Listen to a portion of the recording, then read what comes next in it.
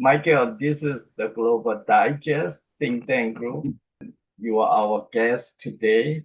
What's your background, Michael? Uh, You know you, let us know. yeah, my family's from Laos, and so I guess I identify as Lao American. I was born in the United States, so my parents left in 1979, and I was born several years after that. I So, see. So, I don't know, maybe uh, you know well about Lao, Lao geopolitics or Lao social culture. I've been there several times with my family and by myself, and also with my wife. But so it's interesting growing up as a though I was born in the United States, so that makes me a citizen. So in terms of a nationality, that would be an American.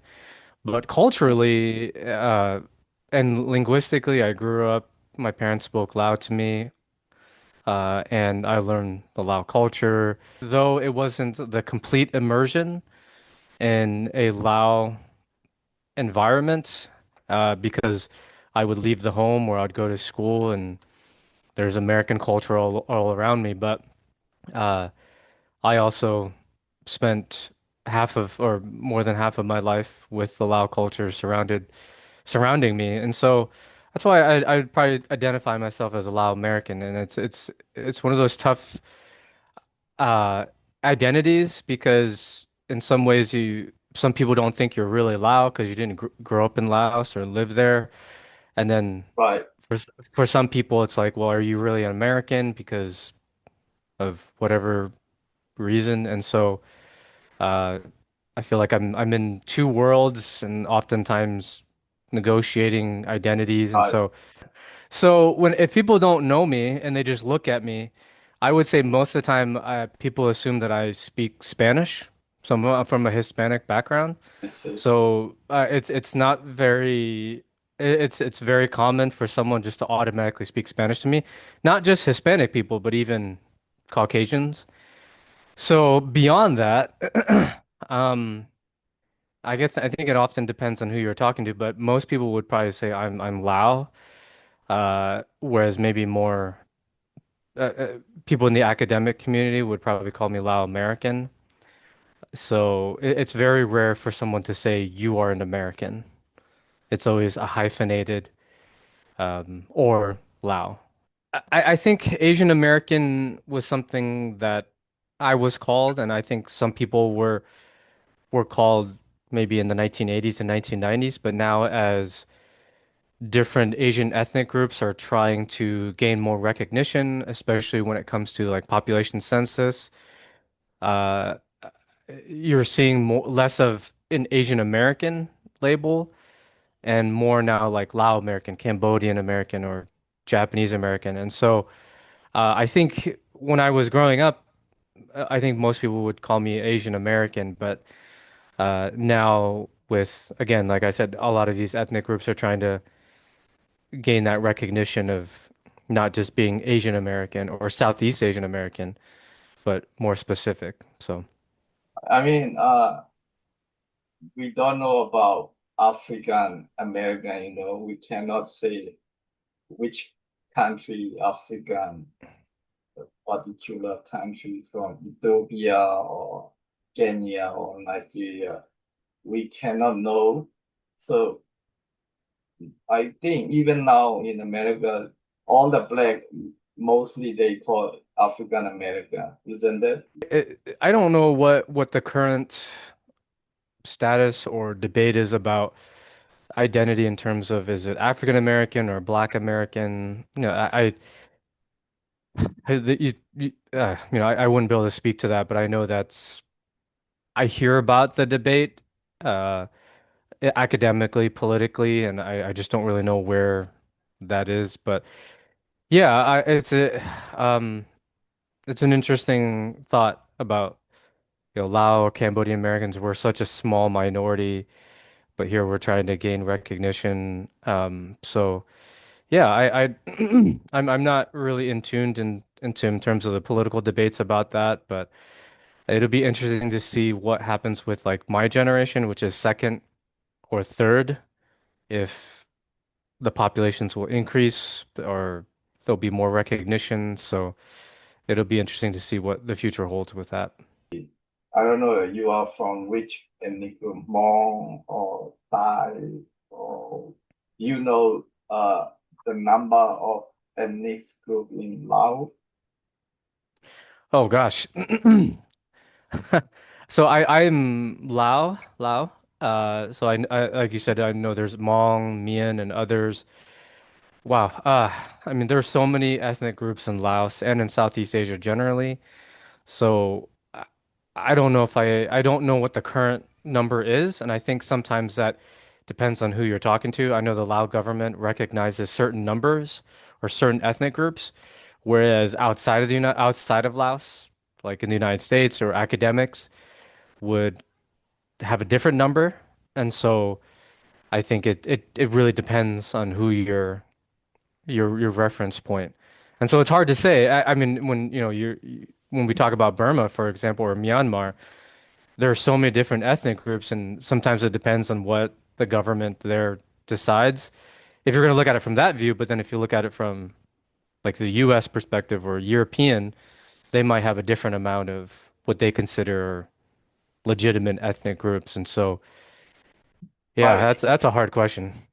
in Burma, they officially they may statistic about 135. Usually, the government announce uh, all these small ethnic group, but major, mainly statewide level, it will be 8 ethnic groups: Wow. Shan, Chin, Kachin, Bamen, Karen, Karenni, Arakan, Moon. So 8 major ethnic groups that we can say state level, statewide ethnic group. And Bamen has majority.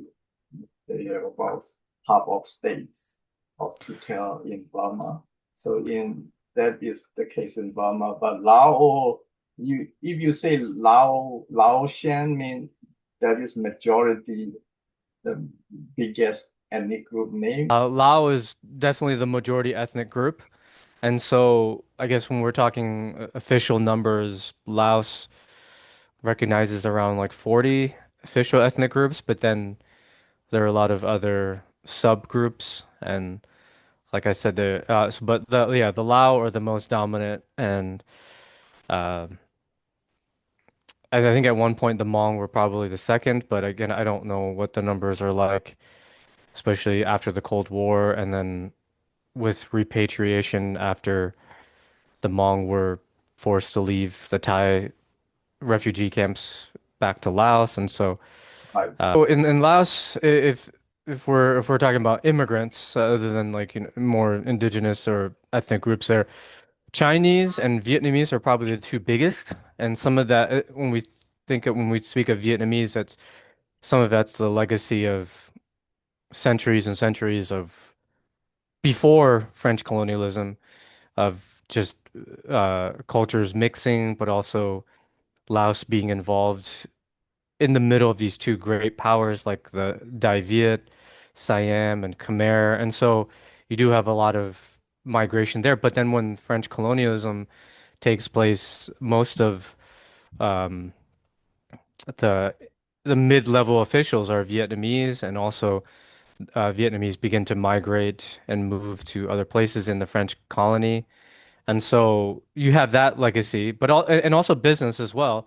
Now, in more recent times, there are a lot of Vietnamese banks and land development, and then China's migrant population is also increasing, which you just mentioned, especially in like casinos and also the Belt Road Initiative and other land developments. And so those are probably the two biggest right now, and they will probably increase if trends keep continuing in terms of meaning like if Laos's relationship with China and Vietnam increases, especially as I'm sure most people are paying attention to the tariffs. Laos has a 40% tariff, and so Um, what some people forecast and what I would forecast as well is that Laos is just going to grow closer to China and I Vietnam, and so that will increase migrant level immigrants.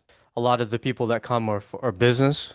They're here to set up a business, and so uh, it depends on how the Lao government classifies them. Are they migrant residents, or are they just here on a business visa? And so I think that's where it can get kind of tricky. But also when China comes to for its Belt Road Initiative programs, they bring Chinese workers, and so the status of those Chinese workers, those laborers, is also undefined.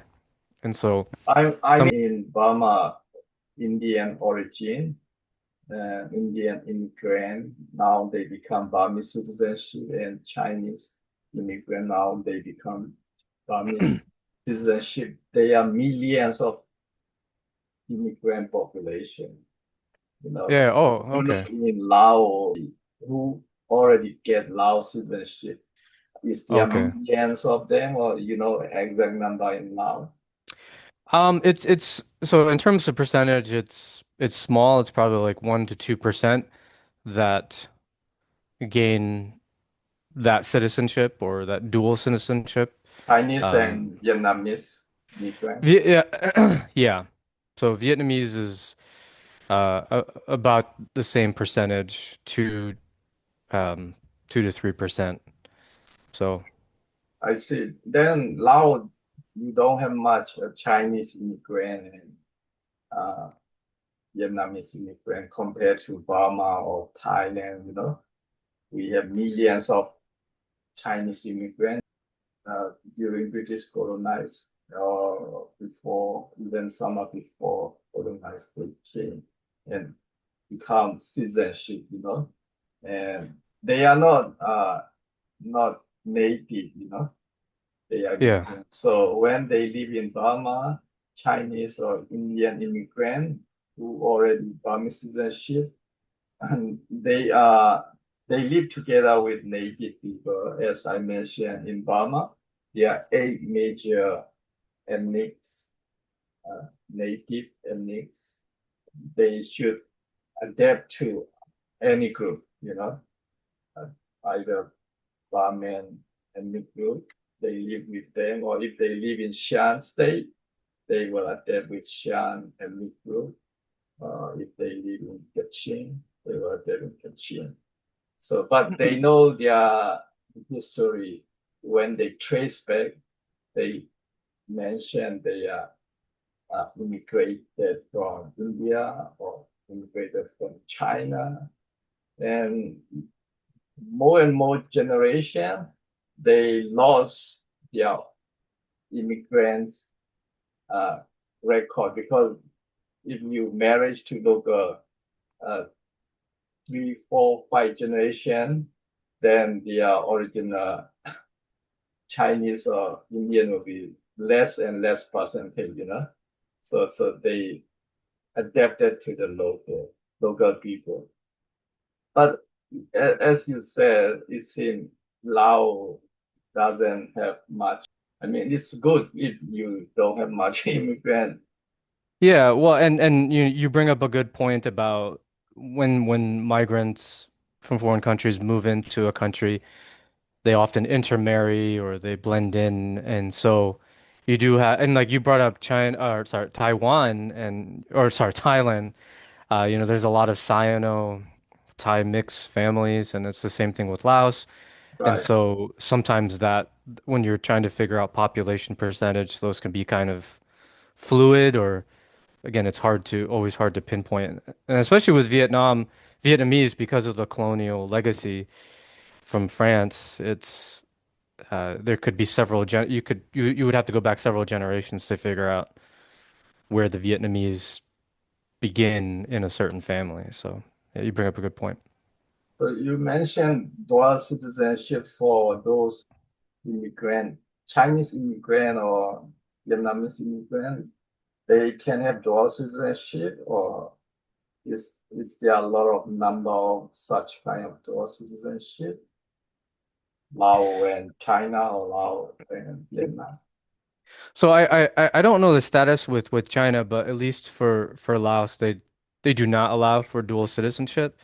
And so I mean I think I mentioned that more so with the Chinese um aspect. So at least as of right now, they don't. And I don't know when that how long that has been a law in terms of um I'm yeah. not sure Lao government ever allow dual citizenship. I think with some, at least with the Lao government, there are exceptions. You brought up elites or if there are historical or cultural ties. Um, like I said, with Southeast Asia, um, cultures had been blending for centuries, and Right. so It's interesting is Laos, Cambodia, Vietnam used to call Indochina, under French colony. At the time they are in one administration, right? French administration. Later it was divided into three countries. But I think all Vietnam, Cambodia, Laos, you have different language and different ethnicity, I guess. But French put them all in one basket, something like that. So and that Indochina and those Vietnamese now Vietnamese communists, even now communists, and Laos also communists, but I, I don't know. It's same like Vietnam, or they did call Communist Party in Laos government. I don't know, but Cambodia they don't call Communist Party. They they have more like democracy format. They they distance away from communism. They used to be multi-party. Even now, uh, they allow other party maybe very limited, but they want to say Cambodia want to say they are more democracy format. They are ruling the government, but yes, uh, people realize a lot of dictatorship style influence in Cambodian government. How can you say Lao, they officially announced their ruling government is Communist Party? yes, they would the the Lao government identifies itself as communist. So unlike what you bring up with Cambodia and then with Vietnam, if anything, they're they're not trying to hide, I guess, their identity. It's communist since 1975, and so they would draw their connections to Vietnam or Vietnamese communism, Soviet communism, Chinese communism. So yeah. So it means Lao is very much one party ruling government, right? Hmm. They don't have a multi-party. No, not in the traditional sense. I mean, yeah, no. So we can say Laos, Vietnam, these two countries are completely communist system, but Cambodia is slightly different from them, right? They are more democracies, the democracy system. At least they allow multi-party and at least election, but it's far from perfection. So Lao, Vietnam is communist, totally communist. Cambodia is, we can say, a little bit, uh, yeah, democracy system, right? Yeah, yeah. I mean, again, with the Cambodian example, that's that's very complicated. And you said it, I think, well, that yes, they allow other political parties, but it's very limited. So I think we can always predict who's going to win an election in Cambodia, even though they do allow other political parties. And so, yeah, I mean, maybe on paper, uh, it seems like a democratic type system, but in reality, it's not ideal or not perfect, as you said. Because Hun Sen and Hun Sen son, Hun Yeah. Manet, they can they can win again and again. It's predictable, I guess. So that is a democracy in Cambodia, and Laos and Vietnam is officially announced they are communist system. So I don't know. In case of Laos, they are communists, even though they are ASEAN member. I, the their defense security, Laos security is very weak. They don't have much strong enough defense system. Even the number of soldier or all this armed force, air force is very small.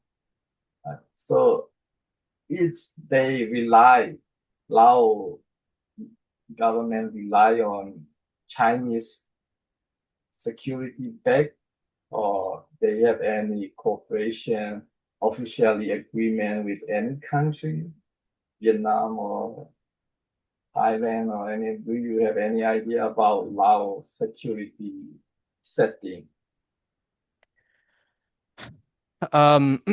So at least until recently, um, Laos did receive some military assistance from the U.S. government. Now that's not to say that they had an alliance or an agreement, but so there was some that level, but with some of the changes with the recent election in the United States, that funding has been cut, and so but beyond that, with in terms of Laos security, Laos is tied to Vietnam and China in terms of its security agreements, security exercises, and security funding. Um, and a lot of that is again from their connection with communism. So, but uh, You say yeah, that that Laos has any official agreement with China or Vietnam for security? there are some security cooperations between Laos and China. Um, they do joint exercises together. So they do have a security cooperation agreement that has been going on for a couple decades now. And so uh, Laos and China are very involved in that way. And then in other ways, Laos is also undergoes exercises or training and weapons, receiving assistance from Russia. So again, those legacies of the Cold War. Um, so with Vietnam, it's there are some security cooperations, um, working together on security issues in the region. And Lao military officers often go to train in Vietnam. So there are there are stronger cooperation ties with China and Laos. Or sorry, China and Vietnam. So yes, they do have a good relationship. So you want to say Laos has stronger security cooperation in Vietnam compared to China, even though they do have cooperation with China, they do more cooperation with Vietnam. Because Cambodia also do cooperation with China. they have a joint military exercise or any security exercise. But Cambodia said uh, they are neutral, they don't ally with China or they don't ally with US or any country. They are neutral, something like that. It's Laos is Laos also neutral. Your Vietnam will be opposite with China. So, you bring up a very good and very complex issue in terms of international relations, especially in this region of the world. There's a really good big political term right now that's being used. It's called hedging. So, oftentimes small nations will be in between. So, a good example is China and the United States are the two big powers right now, and so these smaller nations oftentimes they don't publicly or diplomatically align 100% with either side. Right, Though they might lean more towards one side or the other, but they keep their options open. So they hedge to not only secure their own interests, but also not incur any bad consequences. And so, even at the smaller level, when it comes to Laos and between China and Vietnam, Laos is in the same type of situation of hedging in between these two, though China is the bigger power than Vietnam, but with these two neighbors, um, it would be hard to pinpoint what that percentage is of how far does Laos lean towards China versus Vietnam or vice versa. And so um, it's hard to say who they're more aligned to, but when it comes, if we can talk about right now, economically, I think China. And when I talk about economics, that includes also security and comprehensive partnerships and cooperations. China is their influence is growing dramatically, and so right. I don't know how much Laos will lean more towards China as a result, but I think most small countries like Laos are going to appease the bigger power, but at the same time try to make sure they don't lose all their friends or to try to not incur any ret or backlash from like the Vietnamese, for example. So yeah, it's a very complicated situation, but I think this term hedging really helps bring some order to what may look like confusion in Southeast Asia in terms of foreign relations. I did not study much about Laos, or probably Laos has not much significant history compared to Burma and Vietnam because Burmese Sino-Burma War, ancient time, it was big war, and also Vietnam China War. There was a big war that the Chinese lost both of the war. Burmese case been for 2, 3 times, Chinese attempt to uh, attack Burma, but they failed 3, 4 times, 3 times at least I know. And there was big wars, Burma war. And Vietnam also, I don't know how many times, but they lost big war once with, uh, I, including Navy or something, I don't know, Vietnam case. But Burmese case is a land troop. So that was the story. But I don't know Laos, China has any war, or probably Laos, ancient time. Laos was recently sometime part of Thailand or sometime part of Khmer, China, or something like that. I don't know how Laos significant history and significant fighting a war in ancient time. You have any idea?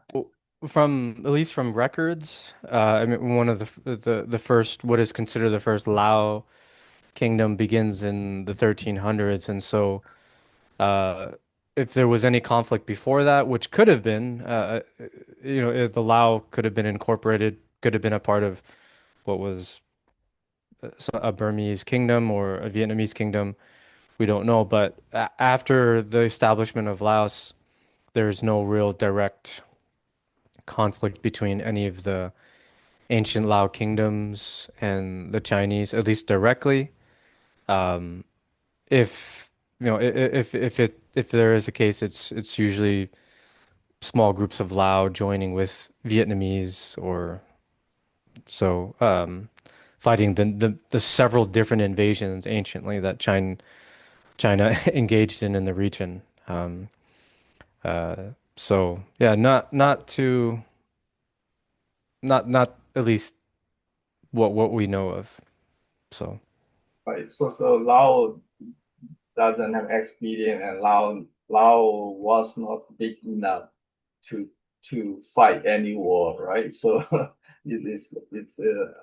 it's understandable, and so that's mean Lao is always vulnerable, not in ancient times, but even now also vulnerable, uh, including Cambodia also vulnerable, you know, even Burmese, Vietnamese middle side is still vulnerable, but Laos and Cambodia are more vulnerable for any superpower. So I wonder why they don't have a good security setting, or I'm not sure is there any secret agreement between Laos and China security agreement. But I think Laos policy, probably foreign policy, security policy will be based on both Vietnam and China, right? Laos play between both these two countries. well, what would be an interesting scenario, maybe, and this may not answer your question, but what if all of a sudden China and Laos, or China and Vietnam ended up fighting a war again? I'm not sure where Laos would put itself. And so, but right now, there's no conflict between China and Vietnam.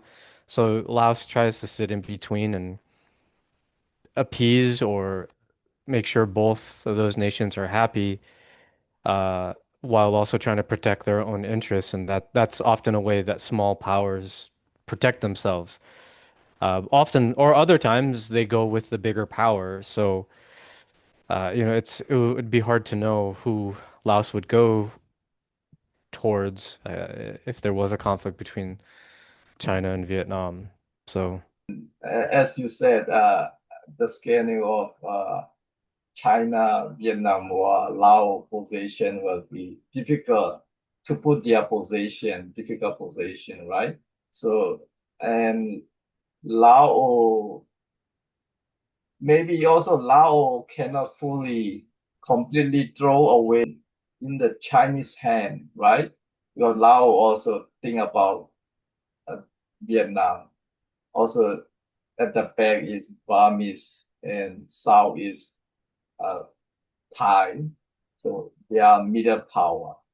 At least Laos has three middle power and one superpower. So, and being part of ASEAN means it's a big power for Laos to consider being a member of ASEAN. So I don't see Laos will be likely to throw everything into China, right? Maybe it may, if in case if any Laotian leader they put themselves into Chinese hand, there will be also a lot of consequences, right? Because they have big border with Vietnam, Thailand, surrounding ASEAN country. That ASEAN country may not be preferred if Laos act like that, and also social culture, economically, maybe also somehow disadvantage. I mean, Laos can make more money uh, if they work with Chinese, because China is growing, but many other factors still remain. I think social culture and other regional grouping. It means they will lose their independentness, their neutralness. They have to submit to China if they do like that. So it is unlikely Laos will never do that, I guess. But who knows if any mad leaders or mad government in Laos. How do you see Lao behavior if if they have no choice? To repeat what I said earlier, Laos is in a tough situation, where it does have a superpower to the north, and then, like you said, a lot of middle powers. Um, but when it comes to another level of complexity, is you have you have these two other communist governments, China and Vietnam, and and so Laos is sitting in between, essentially trying to make sure both of these nations are happy, while also at the same time trying to make sure they don't get swallowed up or get pushed around too much. And so they are what the term I used before, hedging, not aligning themselves completely, because of some of the, you mentioned consequences if they did, and so or some results. So yeah, I think they're in a balancing act. So Do you see Lao will be remain always in ASEAN probably, right? So if they are out of ASEAN, uh, it will be very terrible for Lao to be always being part of China, right? I mean, they were lost their freedom, independence of a country, Even, North Korea case, North Korea, not because they don't have choice. They geopolitically, they don't have choice. So they are always part of China. Sometimes they have a lot of difficulty with China. That time they don't have no choice because they don't have other neighbor country in North Korea. So they have a choice Russia. So I used to see North Korea leaders say, let's go with Russia for economic or trading everything whenever they have problem with China. So I see a lot of difficulty with North Korea experience. So Laos won't do like that because Laos has more freedom, free trade and commerce and social culture tie with neighboring South Asian countries, ASEAN countries.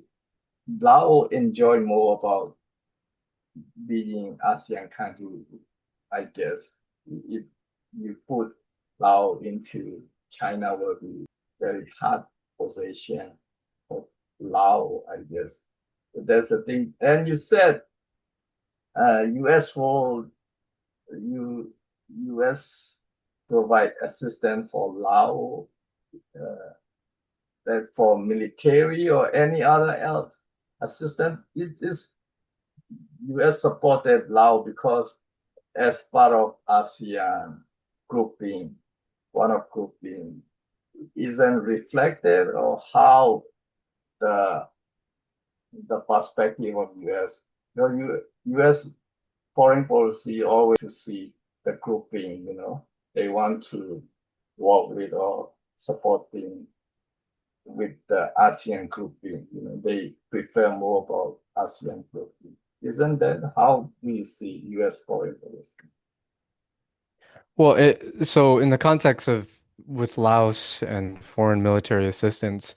right, I'm not sure if I think it depends on the administration. So like right now, the current U.S. administration is very bilateral.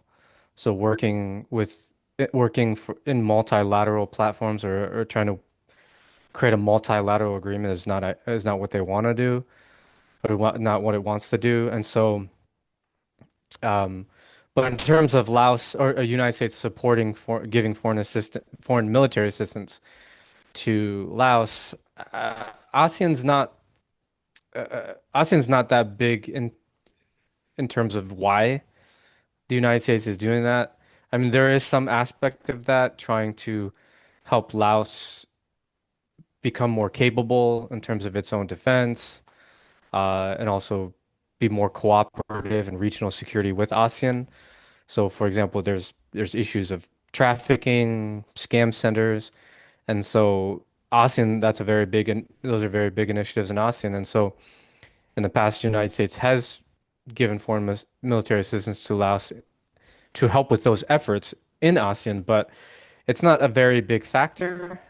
Most of the U.S. foreign assistance is to help build Laos's just their own military capacity, uh, also as a way of cultural exchange or military exchange, trying to one of those soft power ways of trying to get Lao people or Lao military officers to learn about not only U.S. military culture, but U.S. culture generally. And in terms of other foreign military assistance, it's a lot of it is for support services like health or uh, medical training for military, also education for the military, and then also the bit probably one of the more publicly known ones is demining or unexploded ordnances. right. As you said, current administration more they are doing like more individual bilateral country. But if you see U.S. in the eye of U.S. foreign policy, Laos is not a big deal, you know. Laos, Cambodia, not a big deal and not significant for U.S. But if you see like a group of ASEAN in the eyes of U.S. foreign policy, that is something that U.S. can work together as equal level, you know, as ASEAN with the whole ASEAN, the whole group that can compete China or any superpower, you know. In that uh, sense, U.S. can see that is reliable and workable, that's possible. So ASEAN grouping is stronger military grouping is also nowadays question, you know, because ASEAN military grouping is very loose. Now they are mostly diplomacy grouping. Military grouping are very no significant. And Thailand is US military treaty ally, you know, and Philippines treaty ally in ASEAN, Singapore somehow. So, and if they make stronger, uh, I think Vietnam can cooperate in many ways as ASEAN grouping because they are equally bitter fighting with China. So, and but Laos case that will be Laos Cambodia case, you know. Laos anyhow, I think Laos may also have no option. They have to join ASEAN grouping any grouping, including military. Do you think Laos will object or they will do objection or Cambodia will do objection with military grouping in ASEAN? So, ASEAN is a very interesting multinational organization because Right, it has to every decisions have to be made by consensus. And so there's no real binding. That's one of the criticisms often of ASEAN by outsiders is that it's great to work with ASEAN on certain things, but when you're trying to get them to agree on one thing, it can be very difficult. So, for example, with China's expansion in the South China Sea, uh, there's a division there. Some ASEAN part members either abstain, don't say anything, or they don't agree with what maybe other ASEAN members would say, like, let's condemn this action by China. So the Philippines, which is a member of ASEAN, would condemn it, whereas others might not say anything or not condemn it at all. Or disagree with the Philippines' condemnation of China's expansion. And so um, I don't know if ASEAN would ever get to that point in terms of military. Obviously, anything could happen, but I think with the platform, the rule of or the standard that every decision has to be made together. I mean, I think it's going to be a very big challenge um, to make to bring in that more military aspect to ASEAN because and you mentioned a little bit that AS in terms of ASEAN's feelings towards China, depending on the nation, some nations really like China, and then some nations are really afraid. And so, yeah, I don't know. Well, that it break ASEAN because pro China and uh, anti-China is strong, big division in ASEAN. Do you see ASEAN will reach that point, breaking ASEAN? I don't think ASEAN will break at least in the near future. I think there are a lot of great benefits that I think ASEAN members like.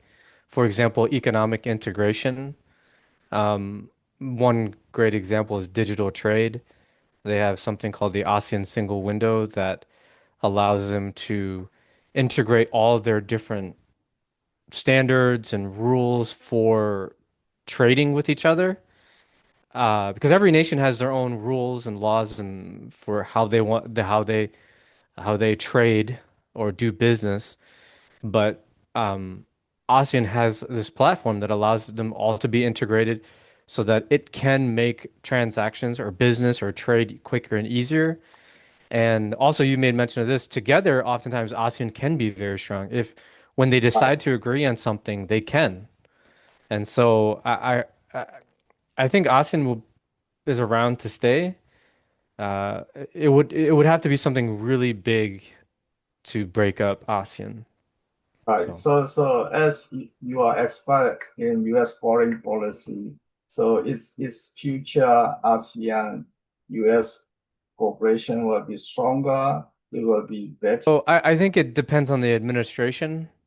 So like I said, this administration's bigger on more bilateral type of negotiations and agreements. U.S. Defense Minister has said is very active. Yeah, he been here 3 times, something like that. So it seems isn't good cooperation. And this is where it's hard to tell because on paper or publicly, it there are statements like that where the United States has and the United States does want to have a good relationship with ASEAN. I don't want to reject that. They do, but how that goes about and the level, I think is different by administration. I think past U.S. administrations have been very good at trying to like build free trade or at least try to move towards a free trade agreement or try to move towards certain agreements with ASEAN. Uh, but when it comes to like tariffs, for example, a tariff uh, or a trade agreement, like this administration is more bilateral than it is working with multilateral. And so, yes, I think though there are those statements, and those statements are true in the sense that the U.S. government does want to have a good relationship, but how they go about that and how strong that relationship is again very different, um, depending. So, but I think it'll always be a policy of the U.S. that it wants to have a good relationship with ASEAN. Um, the next administration might have a different approach that might be more or less. It just depends. So I think a lot of policymakers are very less or weak related to US ASEAN foreign policy, or yeah, not expertise in US foreign policy maker. I think that is challenge. I know Council on Foreign Relations is part of your Secretary of State or it's independent organization. it's independent. So it's not a part of the US government. I see.